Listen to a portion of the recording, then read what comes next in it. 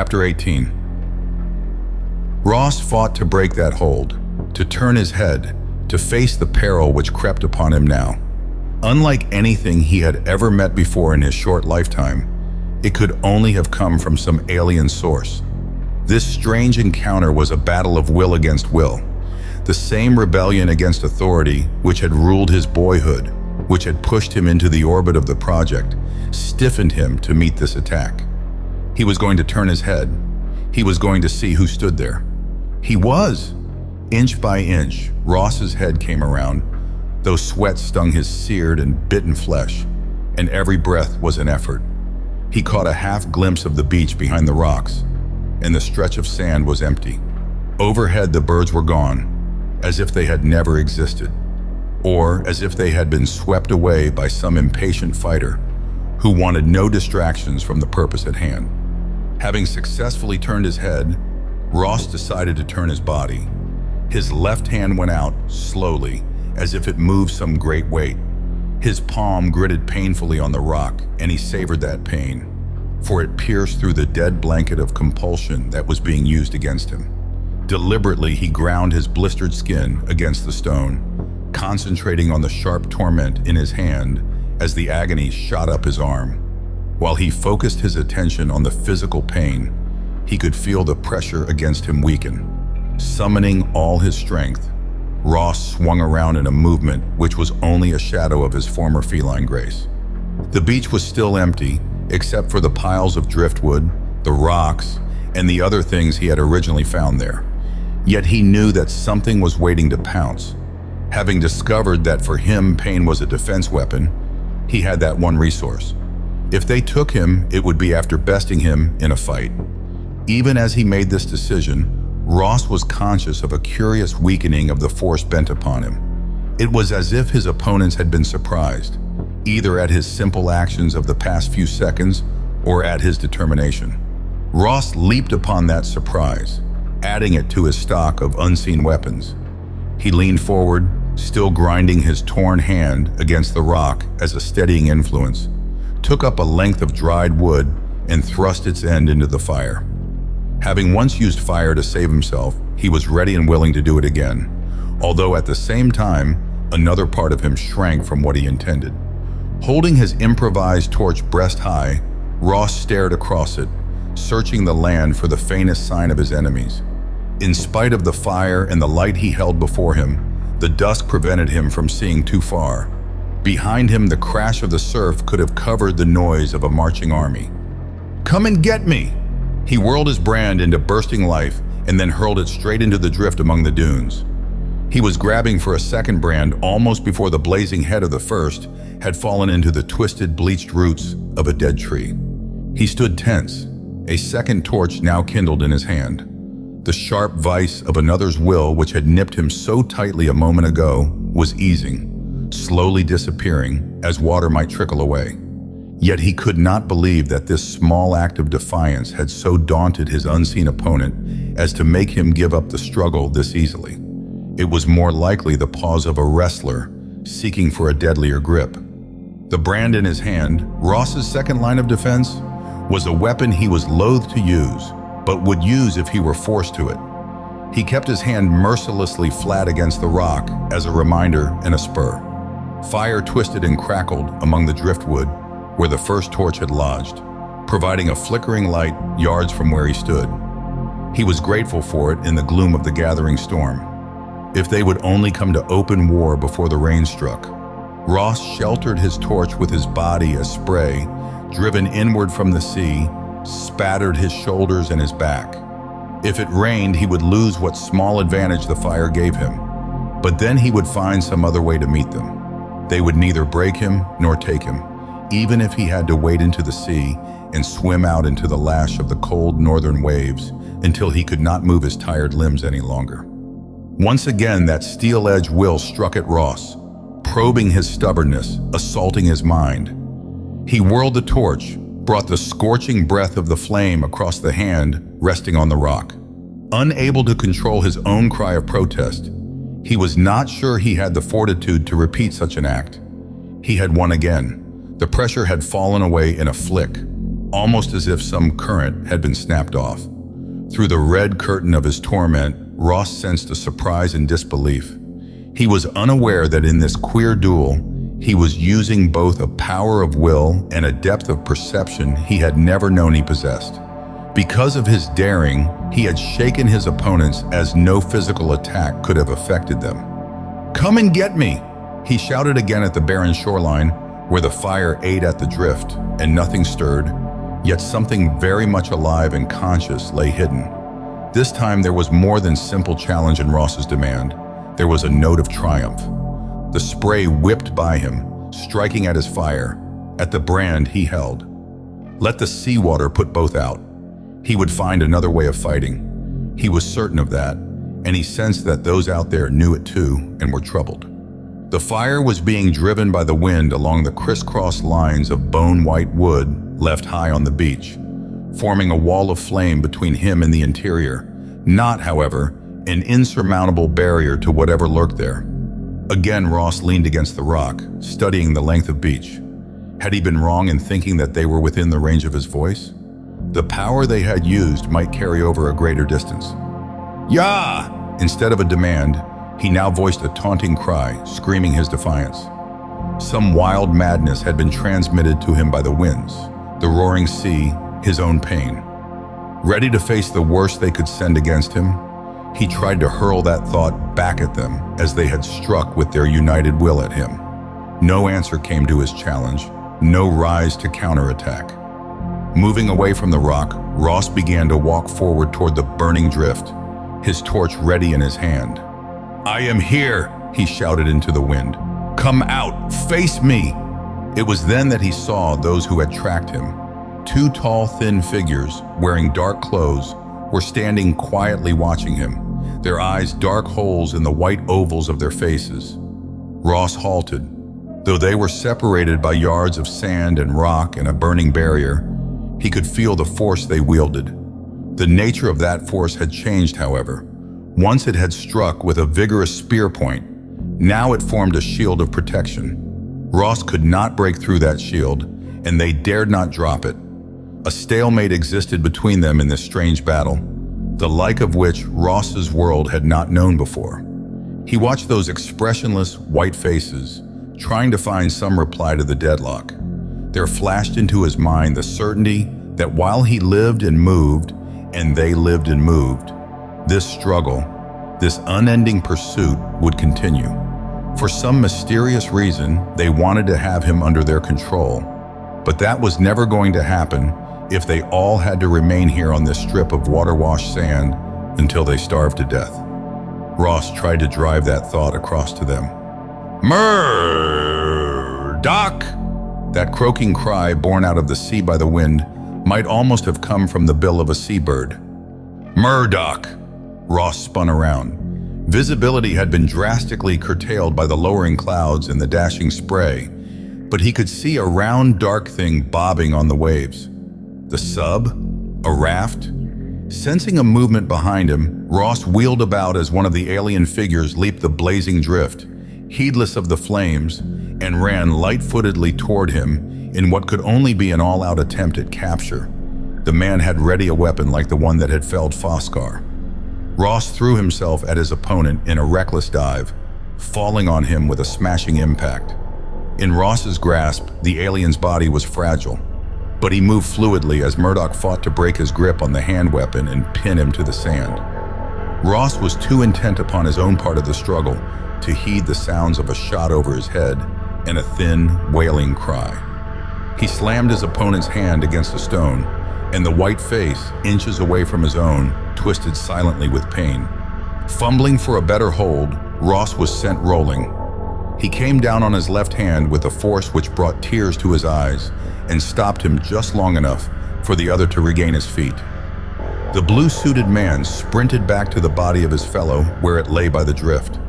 He slung his unconscious comrade over the barrier with more ease than Ross would have believed possible, and vaulted the barrier after him.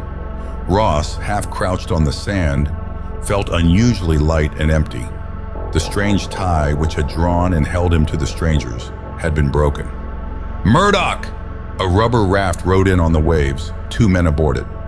Ross got up, pulling at the studs of his suit with his right hand. He could believe in what he saw now. The sub had not left after all. The 2 men running toward him through the dusk were of his own kind. Murdock! It did not seem at all strange that Kelgarries reached him first. Ross, caught up in this dream, appealed to the Major for aid with the studs. If the strangers from the ship did trace him by the suit, they were not going to follow the sub back to the post and serve the project as they had the Reds. Got it to get this off. He pulled the words out one by one, tugging frantically at the stubborn studs. They can trace this and follow us. Kelgarries needed no better explanation. Ripping loose the fastenings, he pulled the clinging fabric from Ross, sending him reeling with pain as he pulled the left sleeve down the younger man's arm. The wind and spray were ice on his body as they dragged him down to the raft, bundling him aboard. He did not at all remember their arrival on board the sub. He was lying in the vibrating heart of the undersea ship when he opened his eyes to see Kelgarries regarding him intently. Ash, a coat of bandage about his shoulder and chest, lay on a neighboring bunk. McNeil stood watching a medical corpsman lay out supplies. He needs a shot, the medic was saying as Ross blinked at the Major. You left the suit back there? Ross demanded. We did. What's this about them tracing you by it? Who was tracing you? Men from the spaceship. That's the only way they could have trailed me down the river. He was finding it difficult to talk, and the protesting medic kept waving a needle in his direction. But somehow in bursts of half-finished sentences, Ross got out his story. Foscar's death, his own escape from the chief's funeral pyre, and the weird duel of wills back on the beach. Even as he poured it out, he thought how unlikely most of it must sound. Yet Kelgarries appeared to accept every word, and there was no expression of disbelief on Ash's face. So that's how you got those burns, said the Major slowly, when Ross had finished his story. Deliberately searing your hand in the fire to break their hold. He crashed his fist against the wall of the tiny cabin, and then, when Ross winced at the jar, he hurriedly uncurled those fingers to press Ross's shoulder with a surprisingly warm and gentle touch. Put him to sleep, he ordered the medic. He deserves about a month of it, I should judge. I think he has brought us a bigger slice of the future than we had hoped for. Ross felt the prick of the needle and then nothing more. Even when he was carried ashore at the post and later when he was transported into his proper time, he did not awaken. He only approached a strange, dreamy state in which he ate and drowsed, not caring for the world beyond his own bunk. But there came a day when he did care, sitting up to demand food with a great deal of his old self-assertion. The doctor looked him over, permitting him to get out of bed and try out his legs. They were exceedingly uncooperative at first, and Ross was glad he had tried to move only from his bunk to a waiting chair. Visitors welcome? Ross looked up eagerly and then smiled, somewhat hesitatingly at Ash. The older man wore his arm in a sling, but otherwise seemed his usual imperturbable self. Ash, tell me what happened. Are we back at the main base? What about the Reds? We weren't traced by the ship people, were we? Ash laughed. Did Doc just wind you up to let you spin, Ross? Yes, this is home, sweet home. As for the rest, well, it is a long story, and we are still picking up pieces of it here and there. Ross pointed to the bunk in invitation. Can you tell me what is known? He was still somewhat at a loss, his old secret awe of Ash tempering his outward show of eagerness. Ross still feared one of those snubs the other so well knew how to deliver to the bumptious. But Ash did come in and sit down, none of his old formality now in evidence. You have been a surprise package, Murdock. His observation had some of the ring of the old Ash, but there was no withdrawal behind the words. Rather a busy lad, weren't you, after you were bumped off into that river? Ross's reply was a grimace. You heard all about that. He had no time for his own adventures, already receding into a past which made them both dim and unimportant. What happened to you? And to the project? And one thing at a time, and don't rush your fences. Ash was surveying him with an odd intentness which Ross could not understand. He continued to explain in his instructor voice. We made it down the river. How? Don't ask me. That was something of a project in itself, he laughed. The raft came apart piece by piece, and we waited most of the last couple of miles, I think. I'm none too clear on the details. You'll have to get those out of McNeil, who was still among those present then. Other than that, we cannot compete with your adventures. We built a signal fire and sat by it, toasting our shins for a few days, until the sub came to collect us. And took you off. Ross experienced a fleeting return of that hollow feeling he had known on the shore when the still warm coals of the signal fire had told him the story of his too late arrival. And took us off. But Kelgarries agreed to spin out our waiting period for another 24 hours in case you did manage to survive that toss you took into the river. Then we sighted your spectacular display of fireworks on the beach, and the rest was easy. The ship people didn't trace us back to post, not that we know of.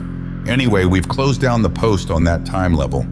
You might be interested in a very peculiar tale our modern agents have picked up, floating over and under the Iron Curtain. A blast went off in the Baltic region of this time, wiping some installation clean off the map.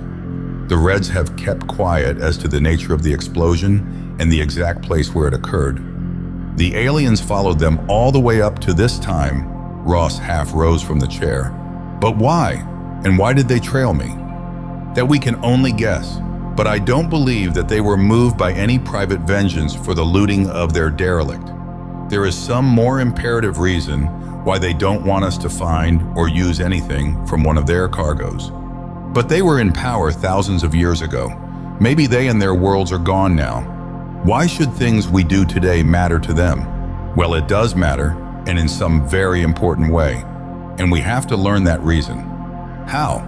Ross looked down at his left hand, encased in a mitten of bandage under which he very gingerly tried to stretch a finger.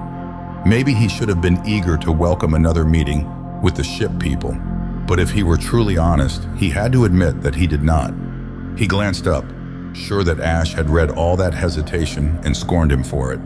But there was no sign that his discomfiture had been noticed.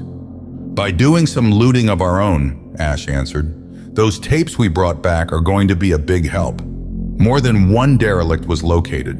We were right in our surmise that the Reds first discovered the remains of one in Siberia, but it was in no condition to be explored. They already had the basic idea of the time traveler, so they applied it to the hunting down of other ships, with several way stops to throw people like us off the scent. So they found an intact ship and also several others. At least 3 are on this side of the Atlantic where they couldn't get at them very well. Those we can deal with now. Won't the aliens be waiting for us to try that? As far as we can discover, they don't know where any of these ships crashed. Either there were no survivors, or passengers and crew took off in lifeboats while they were still in space. They might never have known of the Reds' activities if you hadn't triggered that communicator on the derelict. Ross was reduced to a small boy who badly needed an alibi for some piece of juvenile mischief. I didn't mean to. That excuse sounded so feeble that he was surprised into a laugh, only to see Ash grinning back at him. Seeing as how your action also put a very effective spike in the opposition's wheel, you are freely forgiven. Anyway, you have also provided us with a pretty good idea of what we may be up against with the aliens, and we'll be prepared for that next time. Then there will be a next time? We are calling in all-time agents, concentrating our forces in the right period. Yes, there will be a next time. We have to learn just what they are trying so hard to protect. What do you think it is? Space. Ash spoke the word softly, as if he relished the promise it held. Space? That ship you explored was a derelict from a galactic fleet, but it was a ship and it used the principle of spaceflight. Do you understand now? In these lost ships lies the secret which will make us free of all the stars. We must claim it. Can we? Can we? Ash was laughing at Ross again with his eyes, though his face remained sober. Then you still want to be counted in on this game? Ross looked down again at his bandaged hand and remembered swiftly so many things. The coast of Britain on a misty morning, the excitement of prowling the alien ship, the fight with NR, even the long nightmare of his flight down the river, and lastly, the exultation he had tasted when he had faced the alien and had locked wills to hold steady. He knew that he could not, would not, give up what he had found here in the service of the project as long as it was in his power to cling to it. Yes. It was a very simple answer, but when his eyes met Ash's, Ross knew that it would serve better than any solemn oath.